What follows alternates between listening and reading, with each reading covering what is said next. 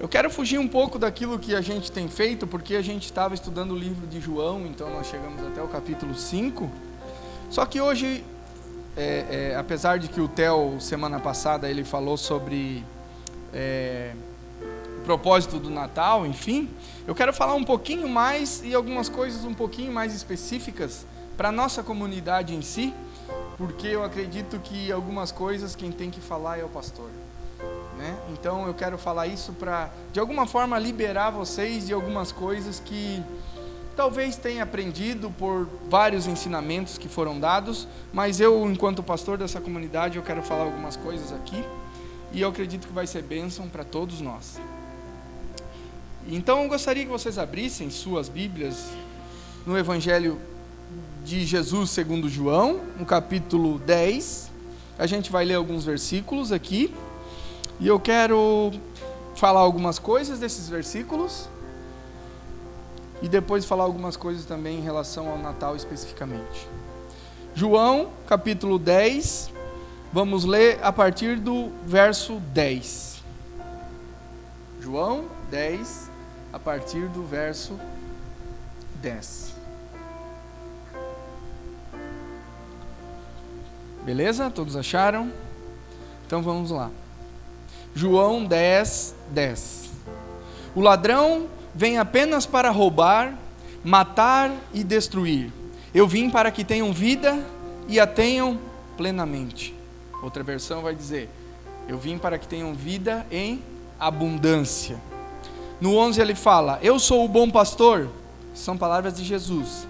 O bom pastor dá a vida pelas ovelhas. O assalariado não é o pastor a quem as ovelhas pertencem. Assim, quando vê que o lobo vem, abandona as ovelhas e foge. Então o lobo ataca o rebanho e o dispersa.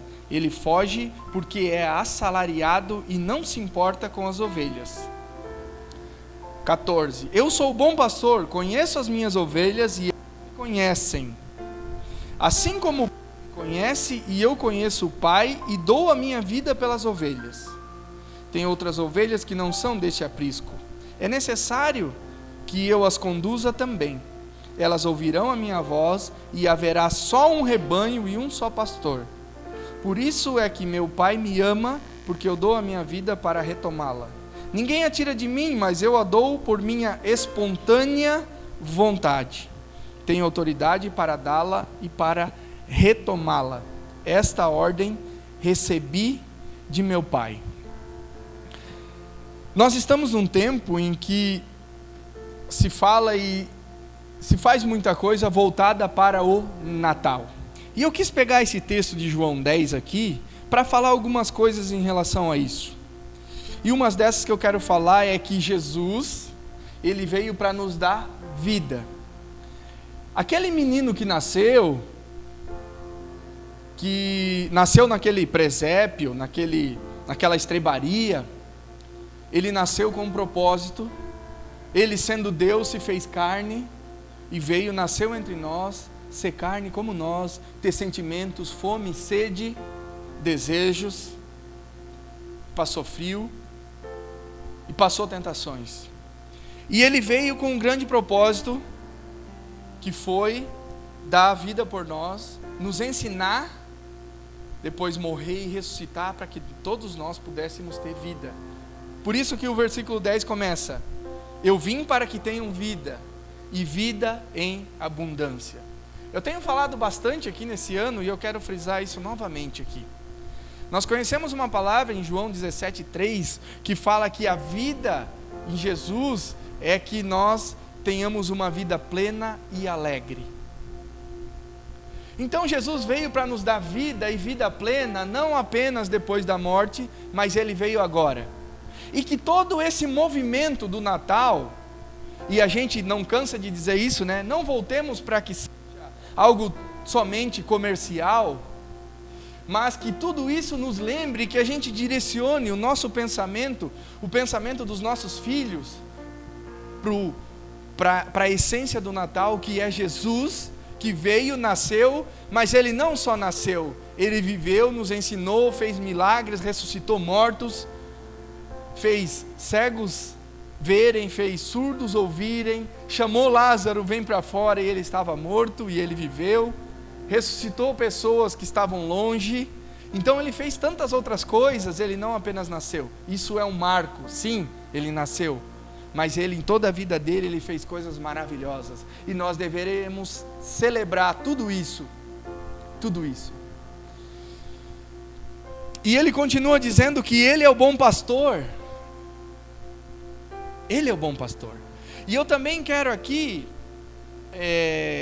combater um pouco, talvez, de uma teologia que tem sido pregada, que Deus é um Deus mau, que Deus é um Deus que Ele vem nos castigar, que se eu não fizer isso, Deus vai fazer com que eu seja prejudicado em várias áreas da nossa vida. E o texto está dizendo: eu sou o bom pastor, eu dou a minha vida pelas ovelhas, eu não sou assalariado, eu sou o bom pastor. Imagina o que um bom pastor faz. Um bom pastor, ele vai direcionar o seu rebanho e suas ovelhas para onde? Para onde ele vai direcionar? Ele vai direcionar para lugares em que eles possam viver, se alimentar, que eles possam viver alegres. Não significa, obviamente, que não teremos provações e problemas e tal, não é isso. Mas nós temos um pastor. Acima de tudo, nós temos um pastor. E a palavra fala: eu sou o bom pastor. Ele é um bom pastor. Ele é bom. Ele é tão maravilhoso que Ele deu a vida por nós. Ele é tão maravilhoso que hoje nós podemos viver livres dos pecados. Ele é tão maravilhoso que nós podemos respirar e dizer: nós temos um Deus, nós temos um Pai que cuida de cada passo que nós temos. Nós temos um pastor que nós podemos acordar todos os dias da nossa vida e dizer: eu tenho um pastor que olha por mim, que guia os meus passos e que tem cuidado de mim.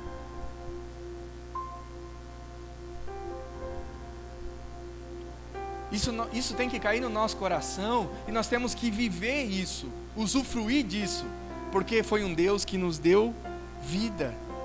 Ele nos deu vida. Eu quero ler aqui esse trecho de 17:3, que João fala sobre a vida eterna, para que a gente possa entender a vida eterna como algo que começa agora. Não estamos falando apenas de uma vida depois da morte. João 17:3 fala assim: essa é a vida eterna, que te conheçam, o único Deus verdadeiro, e a Jesus Cristo a quem enviaste.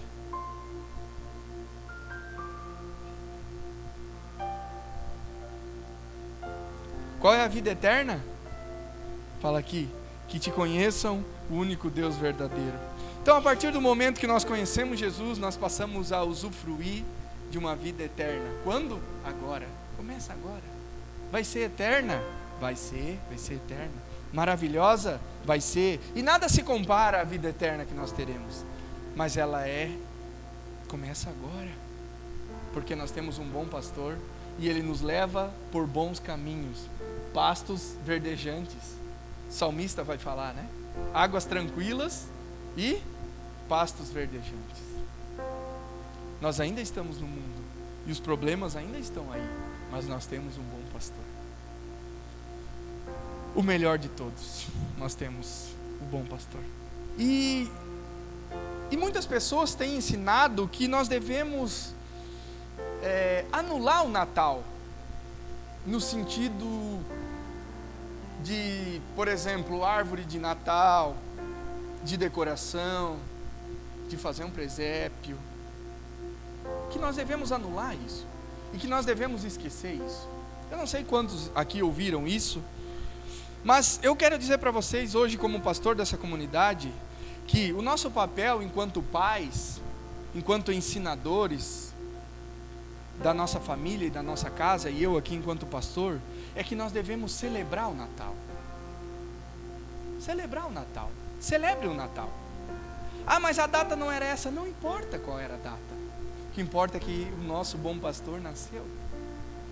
O que importa é que ele veio, ele pagou um preço por nós, um preço que nós não poderíamos pagar, e hoje nós temos vida. O que importa é que o bom pastor deu a vida pelas suas ovelhas e ele conduz em bons caminhos. É isso que importa. E claro, direcionar os nossos filhos e a vida da nossa família para entender qual é o sentido disso tudo. Porque é uma época que todo mundo fica diferente. É uma época que a solidariedade ela aumenta no nosso coração.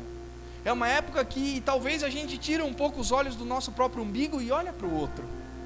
Isso deveria ser o ano inteiro, mas não é assim. Então a gente tem que pegar nesse tempo e aproveitar esse tempo e fazer a coisa melhor possível que nós podemos, com aquilo que nós temos. As pessoas mudam, a sociedade muda. Se você olhar, se você caminhar aqui pelo centro, ele está diferente. Então que a gente faça desse momento um momento para celebrar o nosso Salvador, e não para anular coisas que talvez não foram, que foram feitas pela cultura, enfim, pelo paganismo. Isso não interessa. O que interessa é o que a gente faz com isso. Vocês estão entendendo? Estão comigo? O que eu faço com isso? Se eu vou fazer coisas para glorificar o nome do meu Pai, do meu Deus, daquele que é o meu pastor, o meu sumo pastor, está valendo. Se você quer fazer uma árvore de Natal e colocar para os seus filhos verem, se você quer iluminar ela, isso não importa. Faça isso. Mas ensine para os seus filhos qual é o verdadeiro sentido disso. De um Deus que pagou um preço pelas nossas vidas. Ah, mas a bola significa isso. Ah, mas o isso significa aquilo. Se a gente for olhar o significado de cada coisa que foi construído para cada coisa, a gente vai fazer um bunker, né? Aqueles negócios que tinha na guerra, né? Ou uma redoma de vidro, e vamos nos esconder numa floresta e levar mantimento, né? E a gente vai se esconder, porque a maioria das roupas que a gente usa tem marcas, e essas marcas não nasceram para glorificar Jesus. Ora,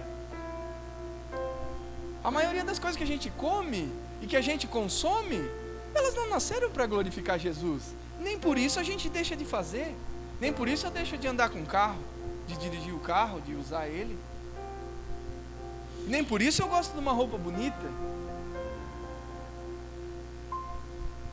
Então, sabe, às vezes as pessoas são tão rígidas com umas coisas, mas não prestam atenção em outras.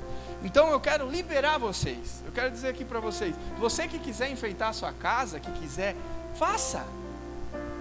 Mas direcione a vida dos seus filhos, da sua esposa, do seu esposo, e diga, isso aqui é o verdadeiro sentido daquele que deu a vida por nós. Ele é tão amoroso e tão bom. No versículo 18 fala assim, no 17 fala assim, por isso é que meu Pai me ama, porque eu dou a minha vida para retomá-la. Ou seja, ele deu sua vida para nascer de novo. E no 18 fala, ninguém a tira de mim, mas eu a dou por minha espontânea vontade. Não mataram Jesus.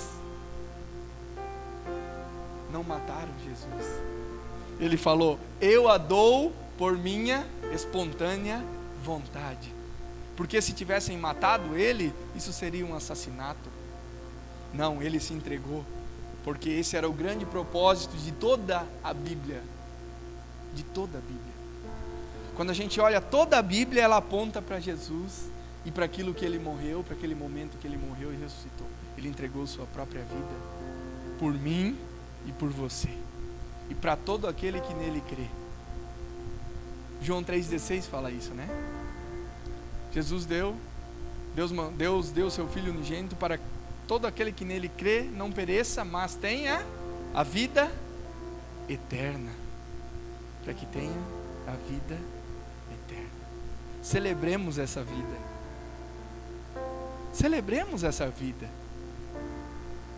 Celebremos cada momento desse período que a gente tem de Natal. Que isso sirva para nós também abrir o nosso coração e abençoar algumas pessoas. Abrir o nosso coração e sermos mais generosos.